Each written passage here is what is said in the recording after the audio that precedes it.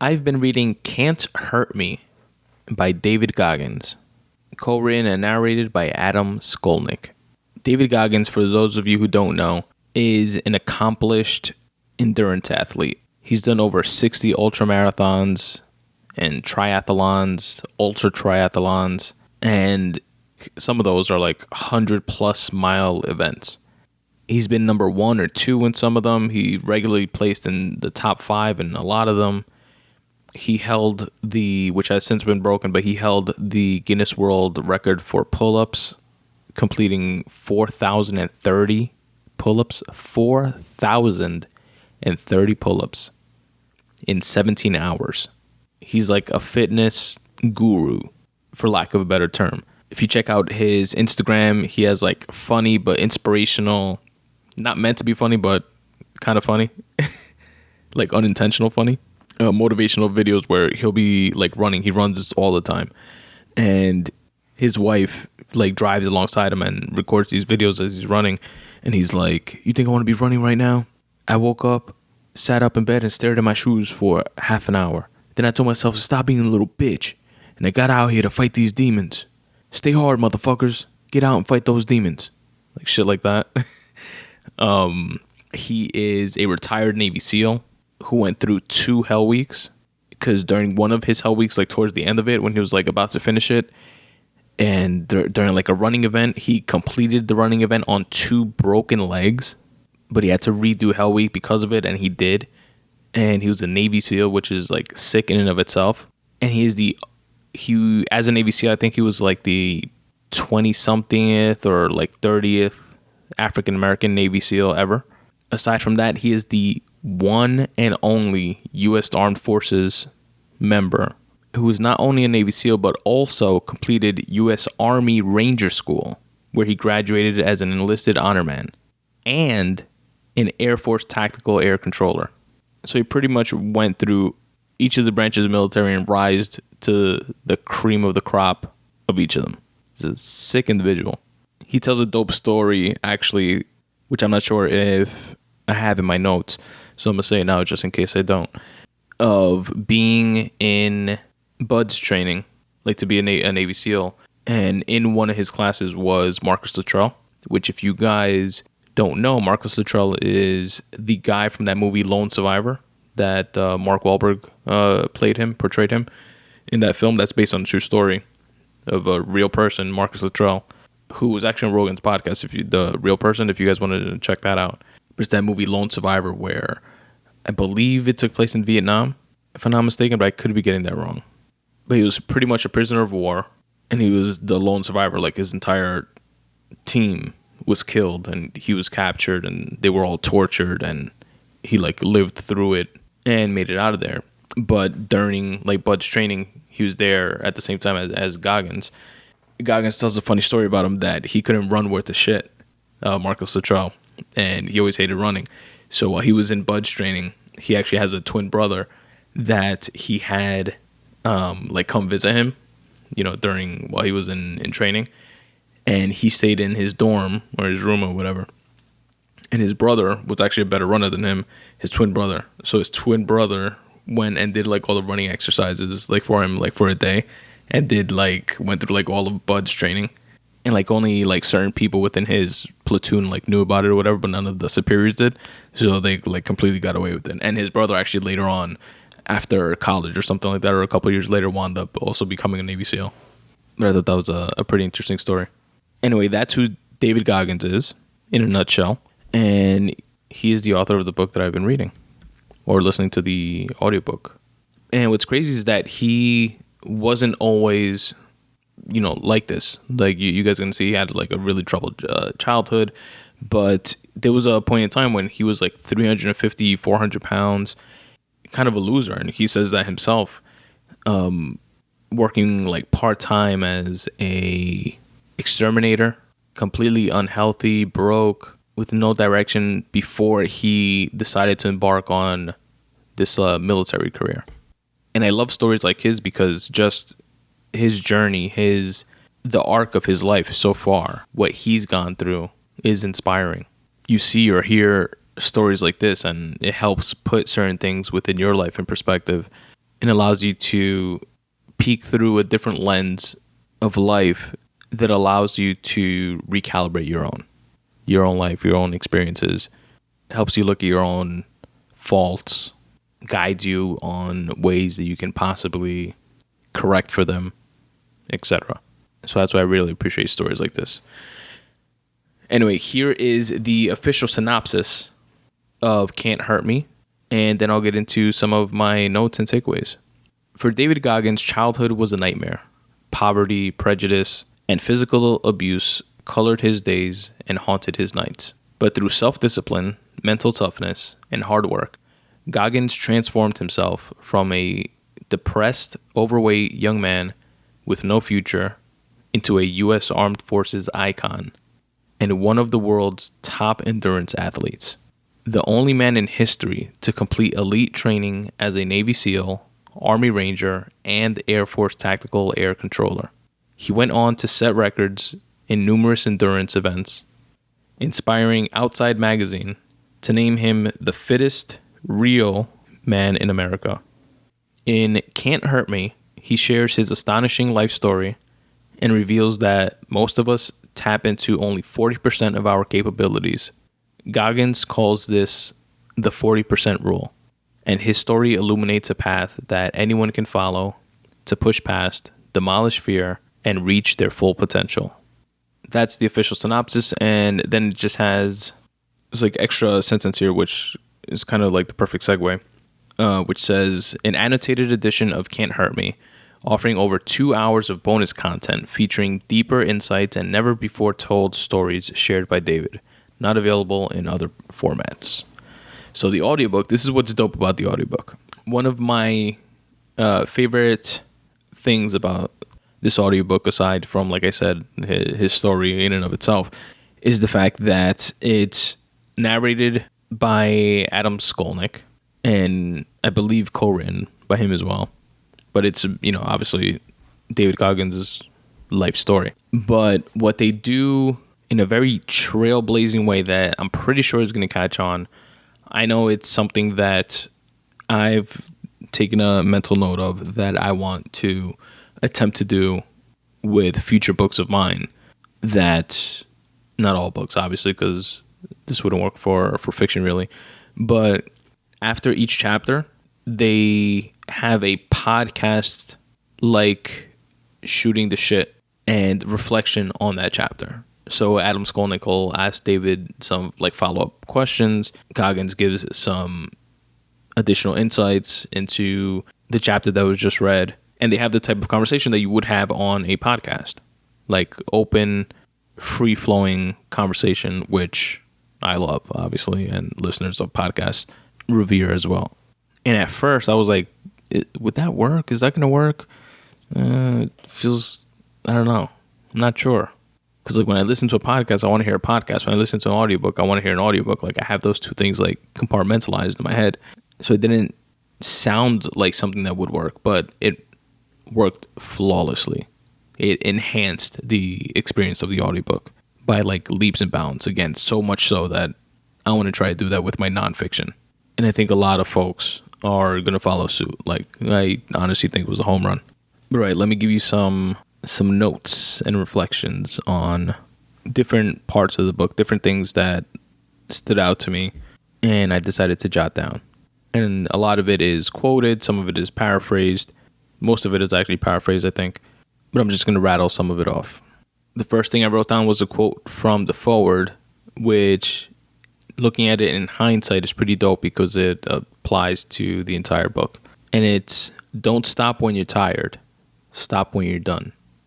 He tells has an interesting take on a part of his childhood when he and his brother and his mom were growing up with a very abusive father that just used to, he like goes into details about some of the stories. He just used to beat the shit out of him, like with the buckle of a belt.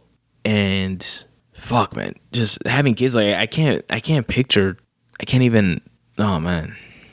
It's like sad to say, but that's like something that, growing up, you may have been like spanked here or there for doing something that you shouldn't have been doing, or like punished, or like stuff like that. But like just like literally get your ass beat all the time for like tiny things. Sometimes he actually told a story of one time his father was like so controlling that he told him, don't ride your bike in the street. If you do, I'm gonna beat your ass, basically. And he was riding on the sidewalk, and then he was about to, he was riding up and down the sidewalk with his friends and stuff like that. And then he was turning his bike around like by a driveway, like to head back.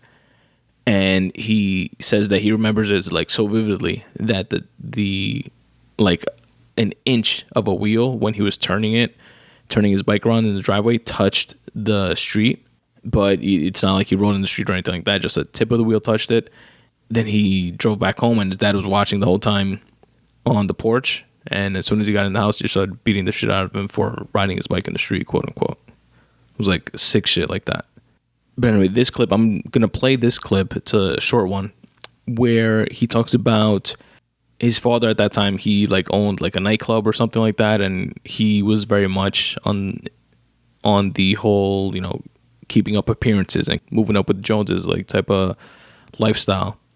And I just love the way this sentence is constructed and like the meaning behind it, which is glossy surfaces reflect much more than they reveal. And this is the clip that it's from. We had a vegetable garden out back and a 2-car garage stocked with a 1962 Rolls-Royce Silver Cloud, a 1980 Mercedes 450 SLC, and in the driveway was a sparkling new 1981 black Corvette. Everyone on Paradise Road lived near the top of the food chain.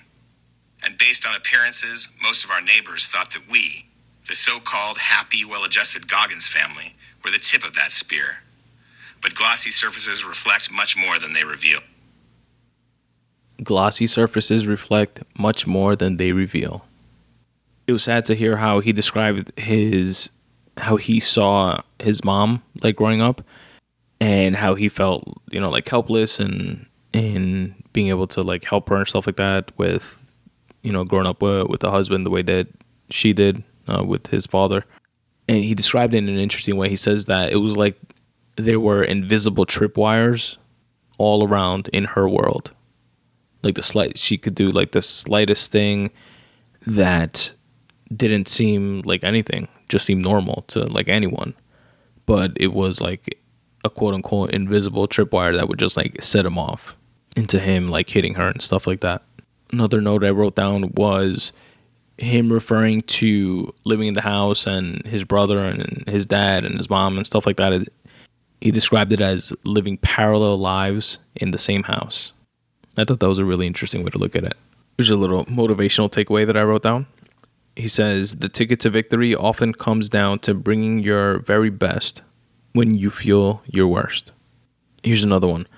Leaning on your callous mind can shift your mindset just as if you were going up against an opponent. So treat your mind as if it were an opponent. And then you can get out of a negative brain loop and avoid falling for those 1-second impulses to give up. So this could be when you're exercising or anything, or, writing or setting a goal for yourself or whatever. But treat that 1-second impulse to like give up or stop or quit, treat that as the opponent. I thought that was an interesting tool, mental tool that you can apply in a myriad of ways. And this one was just like an interesting statistic. He says, we are all slaves to our minds. The average person has 2,000 to 3,000 thoughts per hour. Most people don't even try to master being able to govern their own thought process. And even for those that do, negative thoughts and ideas will always get past the goalie anyway. Another note I wrote down was, when the heart rate goes up, everything else goes up. You have to slow down the tempo to regain composure so that when you ramp up again, you will be in control.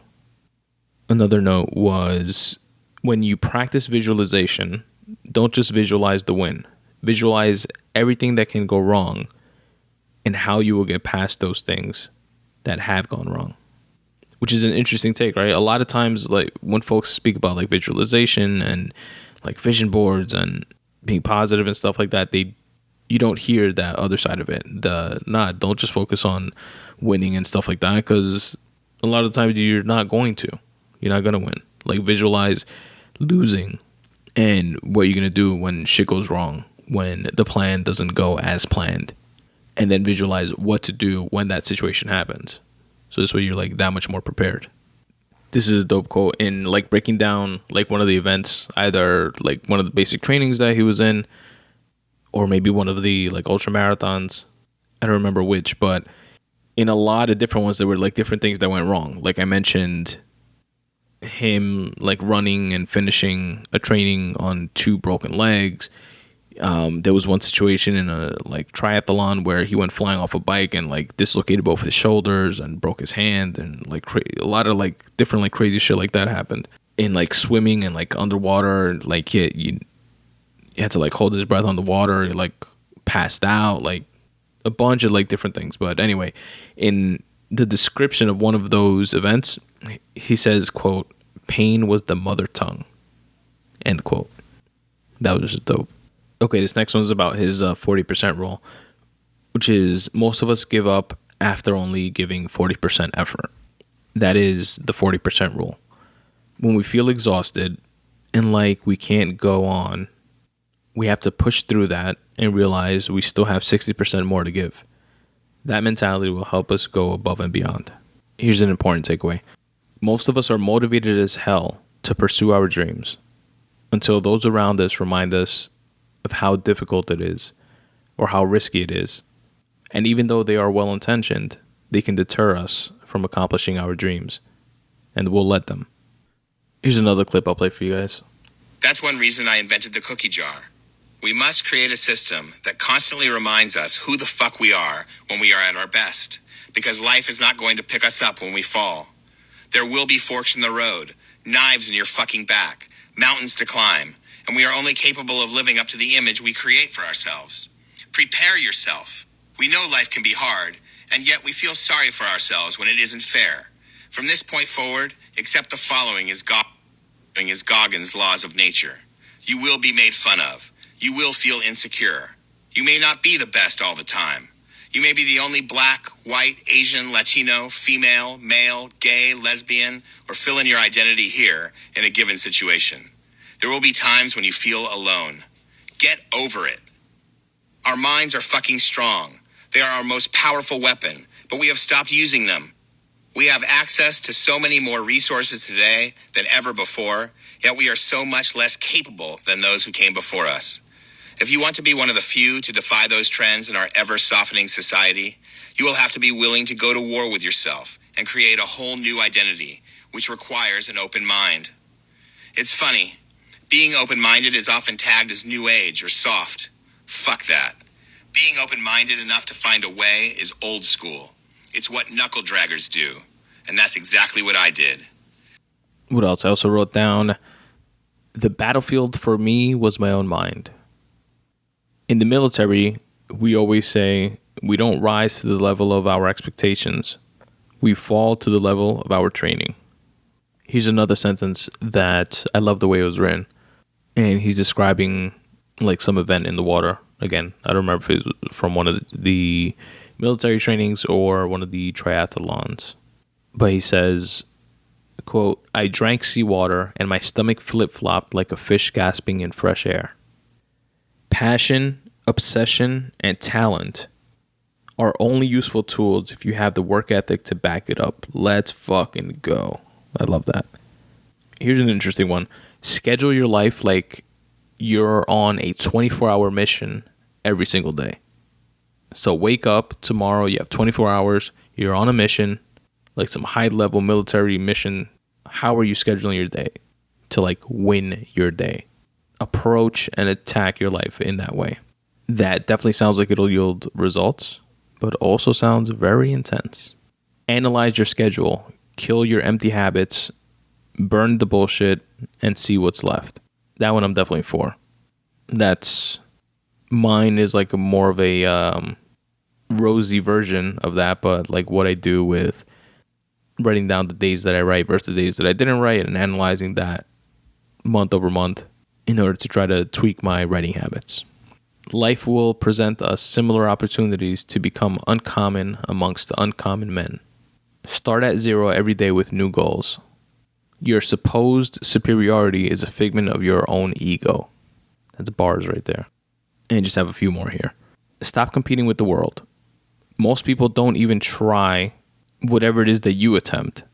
And whether they do or don't, they definitely don't give a shit whether you triumph or fail. Everybody's lives is consumed with their own things. Nobody cares as much as you think they do. So like you said, stop competing with the world. Ah, fuck, this one's so sad.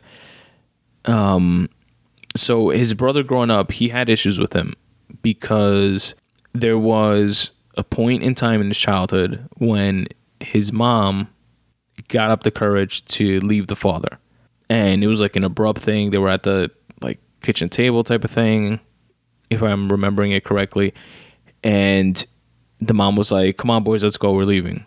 And the father was like, where are you going to go? You're not going to find another man to take you in with 2 kids, blah, blah, blah, this, that, and the other. And, she actually left. And David Goggins was like, peace, I'm out. And the brother wound up staying with the father. So that kind of, and, the brother, took on the same abuse that David Goggins did, and the mother too. It wasn't like he was like a favorite or something like that. Like he was getting his ass beat as well.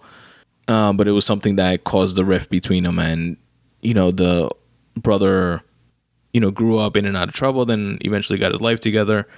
And I think he became a doctor or something like that. And Goggins kind of kept tabs on his brother through the mother, who, always maintained a relationship with her son. Like the big things he knew about, like when he had a kid, when he got married, and like stuff like that. But he never really had a close relationship with him. And this was super sad. He says that the issues between him and his brother melted away after his 18-year-old niece, Kayla, was shot and killed during an altercation with acquaintances of her friends that she was hanging out with. So his niece was hanging out with some friends, and then some acquaintances of those friends that had some sort of beef, showed up, and there was, some fighting. Somebody pulled out a gun, and she unintentionally got killed. And then he also adds that the Buddha says that life is suffering. And I'm remembering the way he described it was he was somewhere with his mom, and they got the call of what happened, and he like drove 80 miles an hour to his brother's house. I forget how far away it was, and the brother was at the scene of what happened, and they were waiting for him when he got home. And when he got home, he like walked through the door after he was finally identified his dead daughter, and just like broke down, started crying, and Goggins hugged him, and fuck, sad. And then I just have 2 more takeaways, which is, the first one is, how do you want your book to read at the end of your life? So the book of your life, what do you want it to say when it's all said and done? And he ends the book, or towards the end of the book at least, with an explanation of what he thinks happens when we die, when all of us die. What happens? What is the afterlife? What is that like? And it was really interesting. He says that he thinks that, we get to heaven and we pretty much have like a sit down interview with God, and that God has our names on a piece of paper, and on it he has like a chart of what our lives were and what our lives were supposed to be, and what we could have, what we were capable of, and what we accomplished, what we didn't accomplish, etc. And that we sit down with God in this sort of like interview type setting, and he points all this stuff out to us. And he goes on to give the example of like himself when he was like 350, 400 pounds, working as an exterminator, feeling like a loser, versus how he turned his life around and where he's at now. And he says, which is pretty badass, that he lives his life now wanting to exceed even God's expectations for himself. He wants God to be in disbelief of what he's able to accomplish. How's that for motivation? Can't Hurt Me, Master Your Mind, and Defy the Odds by David Goggins and Adam Skolnick. Check it out. I highly recommend it.